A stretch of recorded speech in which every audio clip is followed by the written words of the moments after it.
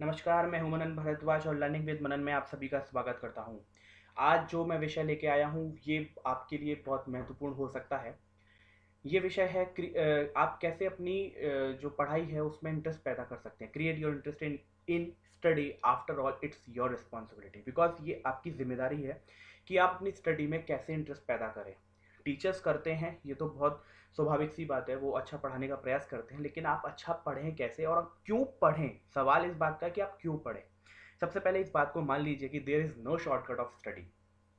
पढ़ाई का कोई भी शॉर्टकट नहीं हो सकता है, आपको पढ़ना ही है और पढ़ करके हमें क्यों पढ़ना है और किस काम आना है, इस बारे में मैं थोड़ी सी बात करना चाहूँगा। आपको थोड़ा सा मोटिवेट करना चाहूँगा। ये किसी भी प्रकार का कोई एक्सट्रीम मोटिवेशन वीडियो नहीं होगा कि जो मैं बड़ी बड़ी बातें करूँगा, आप ये कर लो वो कर लो। नो, ये मेरा स्वभाव नहीं है। मैं फटाफट आगे बढ़ता हूँ। मैं आपको एक छोटी सी बात बताता हूँ। सबसे पहले आप ये मान लीजिए, ये जान लीजिए, जैसे आप जानते हैं कि आप टीन एज हैं। टीन एज के बारे में एक बहुत सत्य है जो स्टैने हॉल ने कहा, और ये अमेरिका के एक मनोवैज्ञानिक साइकेट्रिस्ट थे। इन्होंने कहा कि teen age is a period of great stress and strain, storm and strife. ठीक है, ये एक महातनाव तनाव का समय है, और स्ट्रेन माने एक कठिन परिश्रम का हम कठिन परिश्रम करना चाहते हैं, ये उसके तनाव का समय है। स्ट्रोम एक झंझावत तूफान का समय है। स्ट्राइव ये एक संघर्ष का समय है। अब ये सारी बातें अपनी लाइफ में उतार के देखिए। क्या आपको इस वक्त आप तनाव में नहीं हैं? हर कोई तनाव में होता है, लेकिन विशेषकर जो इस एज ग्रुप के जो बच्चे हैं, जो टीन एज ग्रुप के बच्चे हैं, चाहे वो लड़की हो चाहे वो लड़के हों, वो अपने भविष्य को लेकर के तनाव में हैं। जो पढ़ भी नहीं रहा है वह भी तनाव में है, जो पढ़ रहा है वह भी तनाव में है।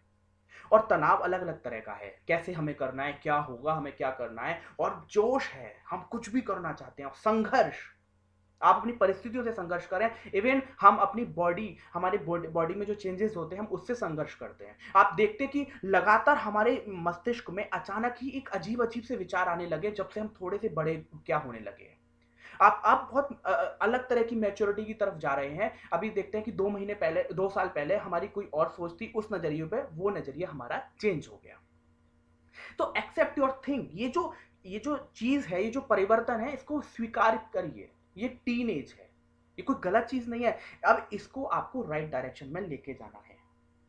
तो उस राइट डायरेक्शन में कैसे लेके जाएंगे, तो मैं बहुत सामान्य सी बात आपको बताने का प्रयास कर रहा हूं कि कैसे हम इस चीज को आगे अपने सही तरीके से लेके जाएं। तो मोटिवेशन तो बहुत तरह का आपको मिल चुका होगा, और आपने बहुत लगातार बहुत तमाम कंटेंट आपने पढ़ा होगा, वीडियो देखे होंगे, और ये तो सुना ही होगा बहुत सिंपल, थिंक योर गोल, अपने लक्ष्य को याद रखिए। ये तो सुना ही होगा, बहुत स्वाभाविक सी बात है। अपने लक्ष्य को याद रखिए, जो करना है उसे बार बार सोचिए। ये सारी चीजें गलत नहीं है, होना है, यही करना है। क्रिएट इल्यूशंस, संदीप माहेश्वरी जी हैं एक मोटिवेटर, आपने सुना ही होगा, उनको डेफिनेटली सुना होगा। तो वो कहते हैं क्रिएट इल्यूशंस, एक भ्रम पैदा कीजिए। भ्रम इन द सेंस, मतलब आप अगर कुछ बनना चाहते हैं तो सबसे पहले उस वो वैसा सोचिए, तभी तो आप वैसा बनेंगे। बिल्कुल सच है, बिल्कुल सच है, कुछ गलत नहीं है। पॉजिटिव रहिए, ये भी बहुत सिंपल है। ये तो सब कुछ है ये, लेकिन मैं इसके आगे आपको लेके जाना चाहता हूँ। ये तो हो गया मोटिवेशन, लेकिन आप मोटिवेशन कैसे लगातार अपने आप अंदर बरकरार रखें, तो बहुत सिंपल सा जवाब है, प्रैक्टिकल। अपने जीवन को प्रैक्टिकल बनाइए। और जीवन क्या मतलब, अपनी पढ़ाई की लाइफ को प्रैक्टिकल बनाइए। Be practical about your subjects. आप अपने सब्जेक्ट्स के बारे में प्रैक्टिकल हुई सबसे पहले। तो यहां से मेरी चर्चा शुरू होती है कि कैसे आप अपने जो हमारे सब्जेक्ट्स हैं उनको हम प्रैक्टिकल देखिए। मैं कोई आपको ज्ञान, बहुत परम ज्ञान नहीं दे रहा हूं, ऐसा ज्ञान नहीं है कि जो सिर्फ मेरे ही पास है। ये आप जानते हैं, आपके पेरेंट्स जानते हैं, आपके टीचर्स जानते हैं, डिस्कशन हुआ होगा, लेकिन हम बीच बीच में भूल जाते हैं। जस्ट रिमाइंडर के तौर पर इस बात को सुनिए। हम मैथमेटिक्स पढ़ते हैं, क्या सिर्फ सवालों का जवाब, केवल सवालों को हल करने का ही नाम मैथमेटिक्स है क्या? नहीं। प्रैक्टिकल लाइफ में उतारिए ना उसको, और उसको, उसके यूजेस को समझिए। मुझे लगता नहीं है कि इस बारे में मुझे इतना ज्यादा बोलने की जरूरत है, लेकिन फिर भी मैं उन बच्चों के लिए इस बात को बोल रहा हूं कि जो बिल्कुल निरस है मैथमेटिक्स में। हाँ, ये सच है कि सीनियर क्लासेस में मैथमेटिक्स इतना टफ हो जाता है, वो और उन्हें टफ लगता है, उन्हें वो अच्छा नहीं कर पाते। उसका कारण है उनका बेसिक खराब है। अब उनका बेसिक सही करना है, बेसिक आपको सही करना है। और क्यों आप मैथमेटिक्स में इंटरेस्ट पैदा करें, तो ये समझ लीजिए, from daily things to engineering calculation, सब कुछ मैथ पर डिपेंड होती है। मैथ का यूज एक सब्जी खरीदने वाले से लेकर सब्जी बेचने वाले तक से लेकर के एक बड़ी बिल्डिंग में कितनी ईंटें लगेंगी, इस पर पूरा मैथ डिपेंड होता है। मैथ पर ये सब चीजें आधारित होती हैं। इसके महत्व को समझना बहुत आसान है। एक गिलास पानी के भरने का समय और एक बड़ी रिफाइनरी में एक बड़े टैंक के भरने का समय, ये किस तरह से निकलेगा? ये मैथमेटिक्स की दुनिया है। तो जब हम इस ऐसे छोटे छोटे उदाहरणों के आधार पर अपने अपने इन सब्जेक्ट्स के यूजेस को समझते हैं, तब हमें लगता है कि हम इसे क्यों पढ़ें। ऐसे ही अब साइंस, मुझे लगता नहीं है कि ये सब बातें इतनी टफ हैं। From domestic use to nuclear facts, यही पूरा साइंस इसी के बीच फंसा हुआ है। जगह जगह का पानी जो खारा होता है, कहीं मीठा होता है। अब हमारे घर में आरओ लगे हुए हैं, उस आरओ में वो पानी किस किस हिसाब से वो फिल्टर करता है, रिफाइन करता है और उसको हम प्यूरिफाई करके पीते हैं। क्या वो साइंस नहीं है? उसमें उसमें वो जो मशीनरी लगी हुई है वो साइंस नहीं है? उसमें जो केमिकल्स जो मिक्स होते हैं वो साइंस नहीं है क्या? हल्दी चोट पे लगाई जाती है तो उसके जो तत्व हैं वो क्या साइंस का विषय नहीं है क्या? फ्रिज में जो बर्फ जमती है, क्या वो साइंस का विषय नहीं है? मतलब हम चारों तरफ साइंस से ही तो घिरे हुए हैं। फिर हम साइंस क्यों नहीं पढ़ना चाहते? सामान्य जनरल साइंस की, डायरेक्ट साइंस पढ़ के साइंटिस्ट ही नहीं बन जाना है, एटलीस्ट जनरल चीजों को तो समझिए। एक खाली कमरे में आवाज का गूंजना, ये भी तो साइंस का विषय है ना। आपके फिजिक्स में ये सारी चीजें आती हैं। हमारी बॉडी, हम बॉडी के अपनी बॉडी के बारे में जानेंगे, कैसे क्या चीज हम खाएं कितना अच्छा रहें, तो ये अपने विषय के बारे में जानेंगे, अपने बॉडी के पूरी स्ट्रक्चर के बारे में जानेंगे, तो ये भी तो साइंस, यही साइंस का ही तो विषय है। तो हम ऐसे इंटरेस्ट क्यों नहीं पैदा कर सकते? आप सोशल साइंस को ले लेते हैं, हिस्ट्री फर्स्ट आता है, योर कल्चर टू नो। अब एक बात बताइए कि जिस देश में आप रहते हैं, क्या उस देश की संस्कृति को कौन जानेगा? अमेरिका जानेगा? आप भारत में पैदा हुए हैं तो आप भारत के लोग अगर भारत की संस्कृति को नहीं, क्यों, अच्छा सवाल ये आता है कि संस्कृति हम क्यों जाने? भाई क्यों ना जाने? जब आप अपने पास्ट के बारे में नहीं जानते, आप अपने योद्धाओं के बारे में नहीं जानते, आप अपने आविष्कारों के बारे में नहीं जानते, आप अपने क्रांतिकारियों के बारे में नहीं जानते, तो फिर आप जानेंगे क्या? आपको ये पता ही नहीं है कि मानव जाति ने कैसे हमारे भारत या इस देश में या इस पूरी दुनिया में कैसे मानव जाति ने अपने आप को जानवर से इंसान तक की यात्रा की, कैसे एक मानव, आदि मानव से लेकर के मानव बना। ये क्यों जानना है? इसलिए जानना है, क्या अगर आज हमारे बीच में ऐसी अवस्थाएं हैं तो कैसे हम अपने लाइफ को और अच्छा बना सकते हैं, अपनी संस्कृति को समझ करके कैसे हम अपने आप को सुदृढ़ अच्छा बना सकते हैं। योद्धाओं के बारे में पढ़ करके हम ये अपने अंदर एक वीर भाव जगा सकते हैं, अपने अंदर एक जीने की ललक पैदा कर सकते हैं, अपने अपने देश के प्रति कुछ करने की ललक पैदा कर सकते हैं। आविष्कारक जो होते हैं उनके बारे में जान करके हमें ये पता चलता है उनके एटीट्यूड के बारे में। जिसने पहली बार जहाज बनाया होगा, ये स्वाभाविक, बहुत बहुत सिंपल सी बात है कि जिसने पहली बार जहाज बनाया होगा तो स्वाभाविक सी बात है कि उसने एकदम पहली बार बनाया तो सब कुछ अचानक उड़ने थोड़ी ना लगा होगा, शुरुआत तो की ना। तो ये एटीट्यूड हमें कहां से सीखने को मिलेगा? हम अपने इतिहास से ही तो सीखेंगे ना कि हाँ, मानव जाति ने ये सब कुछ किया है। इसीलिए हमें हिस्ट्री पढ़ना चाहिए। और ये सेंस अगर आपके पास सब्जेक्ट्स में अगर नहीं आ पा रहा है तो फिर बताइए आप कैसे इसको करेंगे? क्या ये सही माध्यम नहीं है इंटरेस्ट पैदा करने का? क्या मैं गलत हूं? आप ज्योग्राफी की बात करते हैं, नेचर है, हम चारों तरफ प्रकृति से तो जुड़े हुए हैं। ये इस प्रकृति का हनन हो रहा है और हम इतने जो लापरवाह होते हैं नेचर के प्रति या हिल्स के प्रति, रिवर्स के प्रति, रिवर्स को लेकर के क्यों होते हैं? क्योंकि हम इनके बारे में जानते ही नहीं है। और ये कोई इसके लिए आपको ऑक्सफोर्ड नहीं जाना होता है। ये जो आपकी क्लास में 6, 7, 2, 8, 9, 10, 12 तक जितने बुक्स है ना, इतने में सफिशिएंट नॉलेज आपको दी जा रखी होती है। कैसे अचानक लैंडस्लाइड होता है, क्यों लैंडस्लाइड होता है, हिल्स के बारे में जानना और नेचर के बारे में जानना, रिवर्स क्यों इतनी ज्यादा बाढ़ उफान आने लगी है और क्यों वो नदियां वो सूख जाती हैं, वाटर रिसोर्सेज हमारे क्यों खत्म हो रहे हैं, कैसे उनको वापस लाया जा सकता है, अर्थ की सिचुएशन कैसे सही की जा सकती है, कैसे जगह जगह लावा आता है, कैसे ज्वालामुखी फटने लगते हैं, ग्लोबल वार्मिंग, इकोसिस्टम, ये सब कहां पढ़ेंगे आप? ये आपकी बुक्स में ही तो दिया हुआ है। जब तक इन विषय को आप इस आधार पर नहीं पढ़ेंगे कि हमारे रियल लाइफ से इनका क्या मतलब है, तब तक आप अपने अंदर रुचि पैदा नहीं कर पाएंगे। पॉलिटी बड़ा इंपॉर्टेंट टॉपिक है ये। कंट्री डेमोक्रेसी स्ट्रक्चर, बच्चे को अगर पता ही नहीं है कि हमारे देश के इवन आप मैं सब समान है यार, अगर हमें ये नहीं पता है कि हमारे देश का डेमोक्रेसी स्ट्रक्चर क्या है, तो हम किस बात के पढ़े लिखे हैं? फंडामेंटल हमें राइट्स हमें पता नहीं है, डेमोक्रेसी राइट्स हमें पता नहीं है, राइट टू एजुकेशन पता नहीं है, राइट टू इन्फॉर्मेशन नहीं पता, वुमेन राइट्स नहीं पता। एक महिला डोमेस्टिक वायलेंस में तमाम अपनी प्रताड़नाएं सहन करती है और उसको पता ही नहीं है कि उसके अधिकार क्या हैं। तो ये किसकी गलती है? ये किसी की भी गलती सही है, लेकिन ये पढ़ाई न करने की गलती है।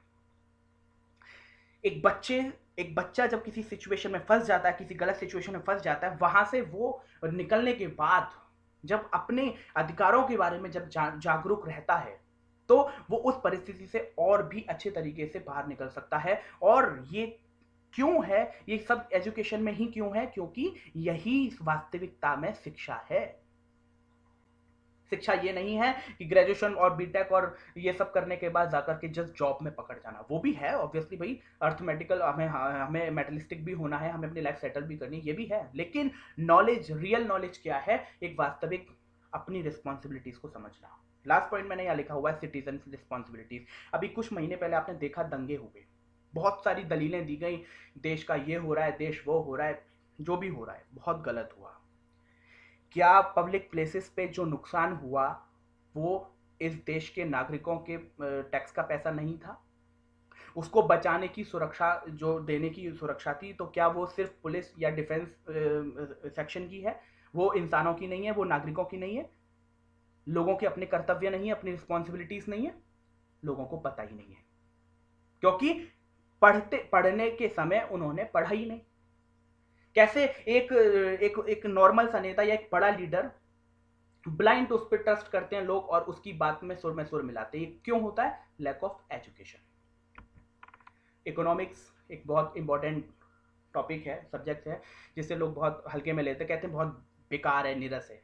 ये budget, government policies, government expenses, profit and loss, data collection for policy, जनसंख्या का जो आकलन होता है, ये सब इकोनॉमिक्स की तो हिस्से हैं। ठीक है, मैं मानता हूँ कि सब विषयों पर सभी की कोई पकड़ नहीं हो सकती, सब में इंटरेस्ट नहीं हो सकता, लेकिन हम एक सामान्य जानकारी तो हासिल कर ही सकते हैं ना। अब मैं एक प्राइमरी बच्चों की बात नहीं कर रहा हूँ, मैं टीनेजर्स जो हमारे स्टूडेंट्स हैं उनके लिए बात कर रहा हूँ। और बड़ा इंपॉर्टेंट है लैंग्वेज, रिस्पेक्टिव कंट्री लैंग्वेज।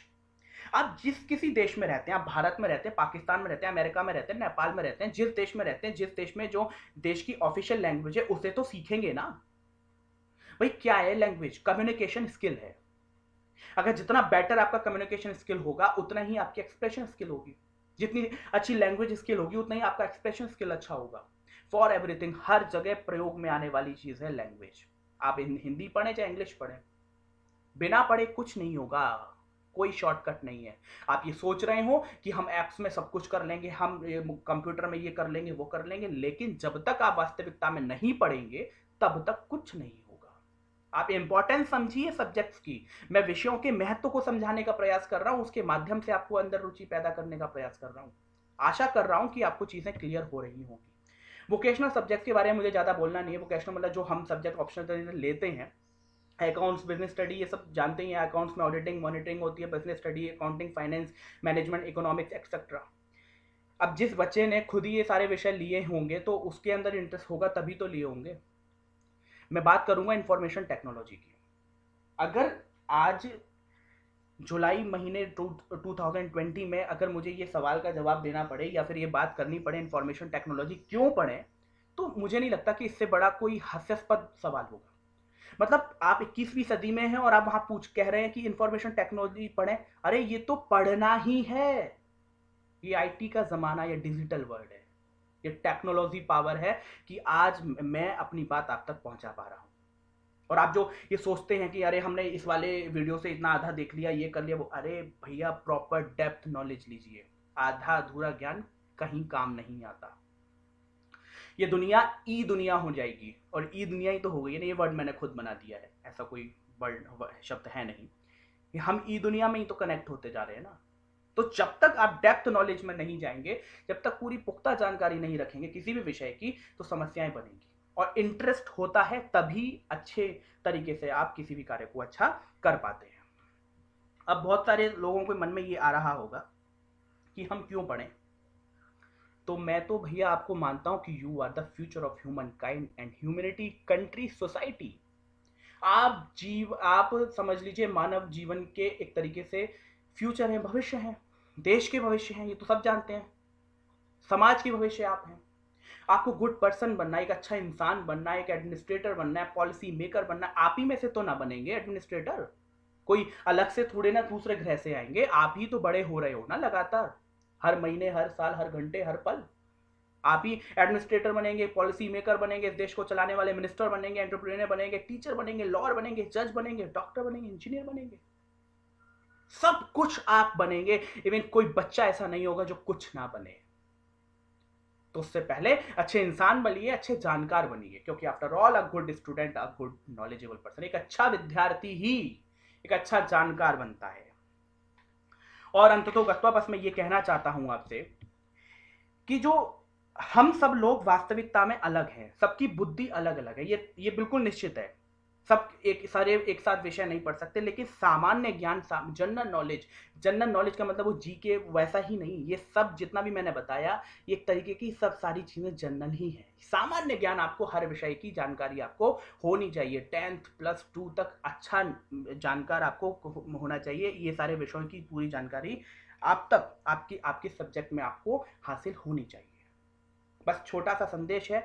आशा करता हूँ कि कुछ समझने में आपको आसानी हुई होगी, और मुझे लगता है कि आप अपना इंटरेस्ट पैदा करेंगे। बिकॉज देखिए, ये जो वक्त जा रहा है, ये सिर्फ जा रहा है, ये लौट कर नहीं आएगा। सुनने के लिए धन्यवाद।